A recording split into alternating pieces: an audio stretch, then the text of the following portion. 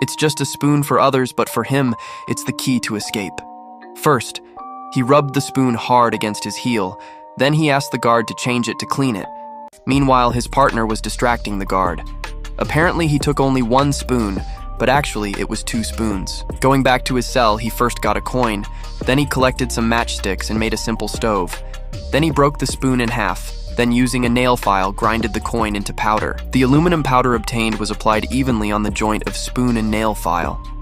Finally, he lit the matchstick and joined the 2 halves together. Thus, a simple escape device was created. Now it was tested to prove its effectiveness. Jack moved the suitcase to one side, and the vent was slowly scratched. As a result, the efficiency improved a lot. This is how Jack worked every night. Taking a break during the day, he secretly took out the remains from his pocket and threw them out. The vent had grown larger so that he could sneak through it, but a new challenge appeared: forged iron pillars. The iron nail was welded to the wire mesh, which made it impossible to remove it. So during working hours, he secretly took an iron nail, but as soon as he passed through the security check, the alarm suddenly started ringing. Jack calmly gave the nail to the guard and said that he will use it to hang clothes in his closet. In front of such a strange demand, the kind guard immediately refused. But when Jack returned to the room and turned the heel of his shoe, another iron nail was hidden inside. Actually, he was trying to distract him with first nail. He inserted that iron nail into the wire mesh and then took it out in one stroke. Then he wet the used newspaper with water and folded it in the shape of a vent, and covered it with paint matching the color of the wall so that it looks like a fake vent. After this, Jack adopted the same method and made a fake head and painted it to look exceptionally real. He placed it on the bed